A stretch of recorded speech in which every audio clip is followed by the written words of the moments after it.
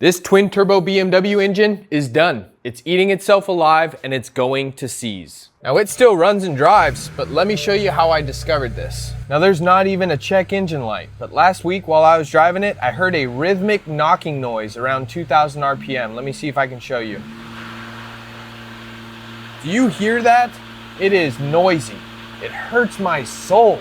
That is one of the worst noises you can ever hear as a car enthusiast. Now after a few days of ignoring this issue out of fear, I went to the auto parts store, I bought a replacement filter, and I cut the old filter open. Let me show you what I found. I took a knife, I cut the ends off the cartridge filter, and I checked inside the pleats. Look at all of this metal. This thing is eating itself alive. Look at that giant sliver right there. Every single pleat is loaded with metallic material. This is one of the worst oil filters that I've cut open to inspect. Look at that chunk right there. That is a fingernail cutting sliver. This thing is smoked, it's done. Now if you're new to BMWs or working on cars, engines are not supposed to have free floating metal. It's the entire reason why we use engine oil. That engine oil is supposed to lubricate all of the moving components inside that engine. The timing chain, the camshafts, the crankshaft, the rod bearings, it all is supposed to have a thin film of oil. And if you see metal inside your oil filter, it is a catastrophic engine failure. Now this has been a pretty tough pill to swallow. I have put a lot of time, money, love, and energy into this 2008 BMW 335i. It's got the twin turbo straight six N54 engine. And I'm quite surprised. I've never seen this much metal in an N54 before. They actually come with forged internals inside this stock engine. We've replaced the entire cooling system, both turbos and all the lines, valve cover, oil pan, engine mounts, carbon cleaning on the intake valves, almost $2,000 worth of injectors, full suspension replacement, and M3 control arms in the front end. Thousands and thousands of dollars and lots of hours of labor. And to add insult to injury, my Duramax diesel pickup truck was almost just totaled. It's currently at the body shop getting framework done, and I have a couple thousands of dollars worth of parts here sitting in my garage waiting to go back on it once I get it back. I went from having 3 functioning, reliable cars to 1, my beloved E46 330i 5-speed manual. Now what in the world caused all this metal? I have no idea, and to be honest with you, we're probably not going to find the source of it until we get this engine out and tear it down to the bare block. We need to get access to the rod bearings on the bottom end. We need to look at the crankshaft. We need to pull the valve cover and look at the camshafts. But to be honest with you, this E90 has been ridden hard and put away wet. A viewer of mine gave this car to me about 2 years ago, Mr. Anthony Donate out of Southern California. When I got my hands on it, the intake manifold was removed, the oil filter housing was removed. It needed a lot of love. But once I got it back together and got this thing running again, I was never 100% on the reliability. It was always sort of an unknown. I didn't know what the maintenance or the condition of the vehicle was before I put it back together. Now, if you think I'm going to give up on this BMW E90, you are surely mistaken. Now here's the game plan. Once I get my diesel pickup truck back from the body shop, I'm going to put the front end back together. I'm going down to Southern California for a Christmas vacation this year. While I'm down there, I'm going to find a dismantler. I'm going to buy a used N54, load it into my truck bed, and drive it the 800 miles back to my house in Northern California. From there, we're going to buy an engine stand, we're going to buy a cherry picker, we're going to rip this N54 out, we're going to put a used N54 in and swap all of our components from this engine over to the used one. Of course, we're going to run into some challenges. We're going to have to flush the oil lines for the turbos. We're going to have to flush the oil cooler. We're going to have to flush all the lines. And we're going to have to make sure that none of this metal particulate from the old engine is going to contaminate our new engine. We're also going to have to cross our fingers that we can find a decent used engine.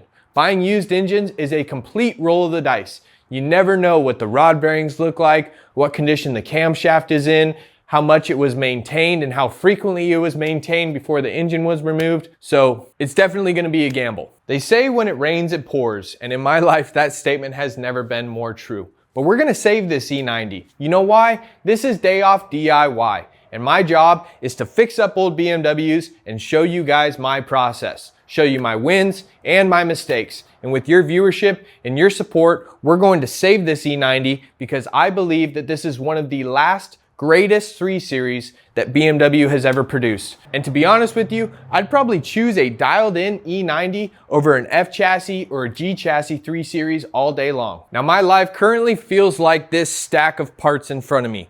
Messy, disorganized, chaotic, unfinished. We're going into the holiday season. Things are getting crazy. My grandma's got health issues in Southern California, and I need to get down there and support her and see her and spend some quality time with her. But I don't have any vehicles that I can trust with a 1,500-mile road trip, and I can't exactly put a used N54 engine in the back of my E46. Plus, I don't really feel very confident in putting down 1,500 miles in that car right now. I just don't. My Duramax diesel has always been my baby, and it's always the vehicle I choose for long road trips. So we got to get the truck fixed up first. From there, we'll keep plugging away on the BMW E46 giveaway car. If this is your first time watching this channel, I'm currently restoring a BMW E46, and when I'm done with it, we're going to choose a lucky subscriber to give it away to for completely free. I'm going to drive the car to you, and I'm going to deliver the keys to you in your driveway to your front door in person. I don't want your money. It's completely free. And if you haven't seen the videos already, I will put the link for the playlist in the description of this video. At the end of the day, life is still good.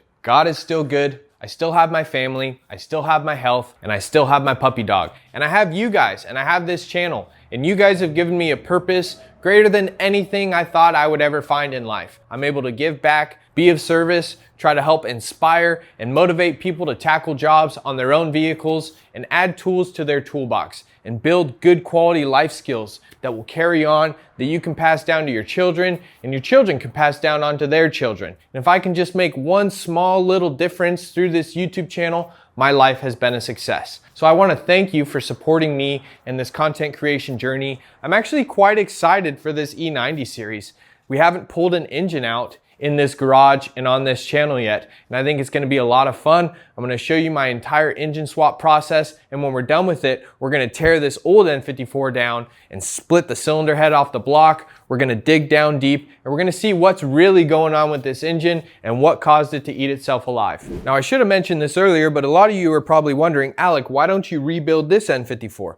Well, throughout my 10 plus years working professionally in automotive, I've found it to be more cost efficient to replace a bad engine with a known good used engine. Yes, it is still a little bit of a gamble, but if you can inspect it, pull the valve cover, pull the oil pan, look at the bearings, and see if it's still good, it'll save you a lot of time and a lot of money. If we were to rebuild this thing, one, we're gonna have to pull it out, remove the valve train, remove the timing chain assembly, remove the cylinder head from the block, pull the pistons, pull the crankshaft, pull all the bearings, probably put oversized pistons in it, have the block bored out, and then we have to make sure that there is no metal particulate left anywhere in this entire engine. Now for me, that's going to be the most cost efficient and time efficient solution as opposed to buying a new engine, buying a remanufactured engine, or rebuilding the current engine. Contrary to what you might think, I don't have YouTube money yet like you see with some of these big, large creators that are getting millions of views. So we need to do this the most time efficient and cost efficient way possible. And used engine is the solution. We should be able to swap the turbos over, swap the injectors over, high pressure fuel pump, and then clean out any passages that had old contaminated oil running through them, like the oil supply lines for the turbo, the drain lines, the oil cooler lines, and possibly replacing or flushing out this old oil cooler that's tucked down in this wheel well. Now I know we'll find some resolution to all this chaos in my life here pretty soon, and 2026 is going to be a stellar year, hopefully for you, for me personally, and for this channel in general. I gotta say, I truly believe that we have one of the best communities on YouTube, and it's all thanks to you guys, you, the viewer. So thank you for your support, and thank you for your viewership. Whoa, get up here, puppy. They haven't seen you this video. Nobody's gotten their sage fix this video. Drop a comment down below and give me any input or advice you might have on this E90 engine replacement adventure. If you happen to have a dusty N54 sitting in your garage or your barn somewhere, be sure to drop a comment down below or send me an email to dayoffdiy@gmail.com. I hope you enjoyed, or I hope you learned something new, and as always folks, we'll see you on our next day off. Cheers.